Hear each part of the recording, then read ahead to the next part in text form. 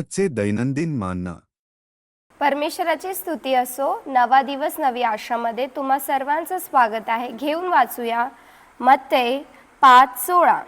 तुमचा प्रकाश इतरांसमोर या प्रकारे प्रकाशू द्या की जेणेकरून त्यांनी तुमची चांगली कामे पाहावी आणि तुमचा पिता जो स्वर्गात आहे त्याचे गौरव करावे. तर आज परमेश्वर आपल्याला सांगत आहे की आपला प्रकाश लोकांसमोर चमकू द्या, प्रकाशित होऊ द्या, असं परमेश्वराचं वचन सांगत आहे. आपला प्रकाश म्हणजे काय? परमेश्वर येशू ख्रिस्त आपल्याला काय म्हणतो की तुम्ही या जगाची ज्योती आहात, प्रकाश आहात. आणि परमेश्वर सांगतो की प्रकाश कधी पण घरामध्ये जर एक दिवा आपण लावतो तर तो खाली नाही ठेवत, आपण वरती टेबलवरती तो दिवा ठेवणार जेणेकरून तो घरामध्ये सर्वांना प्रकाश द्यावा आणि अंधार सगळीकडून निघून जावा. म्हणून परमेश्वर तसंच आपल्याला सांगतो की परमेश्वर आपल्याला प्रकाश म्हणतो, ज्योती म्हणतो. आणि आपल्याला परमेश्वर सांगतोय की आपण लोकांसमोर परमेश्वराची ज्योती प्रकट करावी, प्रकाश प्रकट करावे.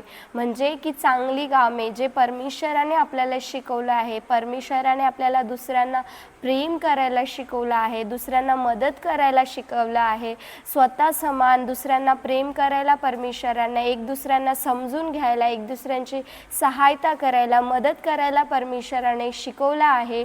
जेणेकरून तो प्रकाश जो परमेश्वराने आपल्याला दिला आहे, जसं त्याने प्रेम केलं आहे तेच प्रकाश आपण दुसऱ्यांना प्रेम करून प्रकट करू शकतो. जेणेकरून परमेश्वराची नावाची महिमा होईल. जिथे आपण काम करतो, जिथे आपण शिकतो तिथं आपण चांगल्या गोष्टी बोलून, चांगल्या गोष्टी करून काय करू शकतो? आपला प्रकाश जो परमेश्वराने आपल्याला दिला आहे तो परमेश्वराचा प्रकाश आपण प्रकट करू शकतो. आणि जेव्हा आपण दुसऱ्यांना प्रेम देणार, दुसऱ्यांना सांत्वना देणार, आपण जेव्हा दुसरा कोणी दुःखामध्ये आहे त्याला परमेश्वराचे वचन सांगून त्यांना थोडा दिलासा देणार, तर तेव्हा काय होणार? त्यांना बल भेटणार, त्यांच्या जीवनात अंधकार निघणार.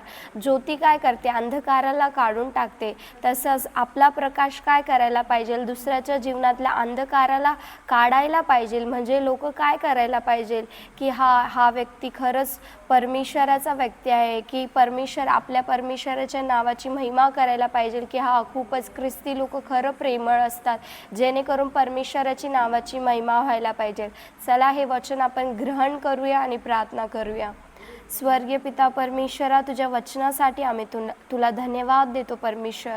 जसं तुझं वचन आज आम्हाला सांगत आहे की आम्ही जी ज्योती, तुने जी आम्हाला ज्योती दिली आहे, जो प्रकाश दिला आहे तुझ्या सत्याचा, तुझ्या प्रेमाचा, तोच दुसऱ्यांवर परमेश्वर प्रकाशित करायसाठी, प्रकट करायसाठी परमेश्वर तू दया अनुग्रह कर. तुझ्या प्रेमाने दुसऱ्यांना प्रेम करायला, मदत करायला तू सहायता मदत कर राजा. जेणेकरून तुझ्या नावाची महिमा आम्ही जिथे कुठे जाऊ तिथं व्हायला दया अनुग्रह कर राजा. येशूच्या नावाने प्रार्थना ऐक माझ्या स्वर्गीय पिता. आमेन.